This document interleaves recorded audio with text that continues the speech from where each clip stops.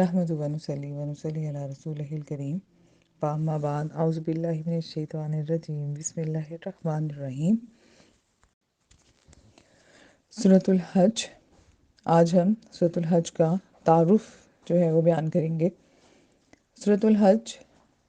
مکی سورت بھی ہے اور مدنی سورت بھی ہے۔ بعض علماء تفسیر اس کو مکی صورتوں میں شمار کرتے ہیں اور بعض اس کو مدنی صورتوں میں شمار کرتے ہیں۔ اس کے اختلاف جو ہے وہ کی وجہ اختلاف یہی ہے کہ اس صورت میں وہ خصوصیات بھی پائی جاتی ہیں جو مکی صورتوں کا وتیرہ ہیں، اور وہ خصوصیات بھی پائی جاتی ہیں جو مدنی صورتوں کا وتیرہ ہیں۔ کفار کو خواب غفلت سے بیدار کرنے کے لیے قیامت کی ہولناکیاں بیان کی گئیں اور انہیں سمجھایا گیا کہ اس کے بیشتر کہ وہ فیصلہ کن گھڑی آ جائے کہ تمہیں اپنا ہوش و حواس بھی نہ رہے تو تم عقیدہ توحید کو قبول کر لو، کیونکہ کفار وقوع قیامت کو عقل کے خلاف قرار دیتے تھے اور اس کو اس لیے تسلیم کرنے سے صاف انکار کر دیتے تھے کہ ایسا ہو ہی نہیں سکتا کہ قیامت قائم ہو۔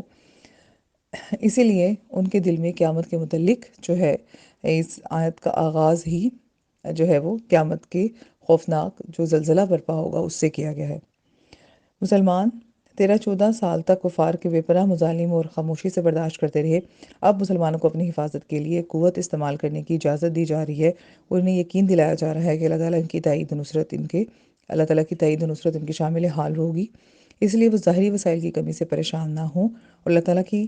جو ہے وہ مدد پر پورا بھروسہ رکھیں۔ پھر اسی زمن میں اس صورت نے دنیا کی مختلف قوموں میں طاقت کا توازن برقرار رکھنے کا ازلی قانون اور اس کے حکمت بھی بیان کر دی گئی کہ اگر ساری قوت اور وسائل کسی ایک قوم کے قبضہ میں آ جائیں تو دنیا کا امن و سکون درہم بھرہم ہو جائے، کمزور قوموں کی جان و مال اور آبرو محفوظ نہ رہے، حتیٰ کہ مذہبی عبادت گاہوں کا احترام بھی ختم ہو جائے اور ان کی اینٹ سے اینٹ بجا دی جائے۔ اس لیے قدرت کا اٹل اصول ہے کہ اقوام عالم میں طاقت کا توازن برقرار رکھتی ہے۔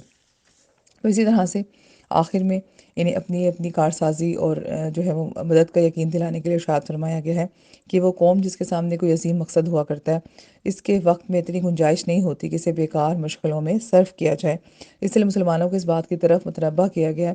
کہ جو باطل پرست لوگ ہیں، وہ افراد جن کی پیش نظر زندگی کا کوئی بلند مقصد نہیں، وہ تمہیں بیہودہ مباحثوں، مناظروں اور بیہودہ اور فضول کاموں میں الجھانے کی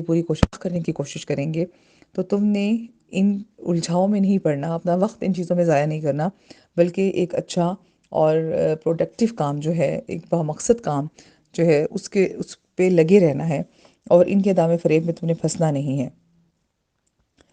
پھر آخر میں بارگاہ الہی میں ہماری آجانا التجا ہے کہ اللہ تعالیٰ ہمیں اس جو صورت کا مقصد ہے اور اسے پڑھنے سے جو اثر ہے اللہ تعالیٰ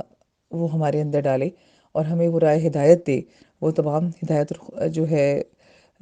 فائدے اور خوبیاں ہمیں ملیں اس صورت کو پڑھ کر، اس کو سمجھ کر اس پر عمل کرنے سے۔ آمین۔ وآخر دعوانا الحمدللہ رب العالمین، والسلام علیکم ورحمۃ اللہ وبرکاتہ۔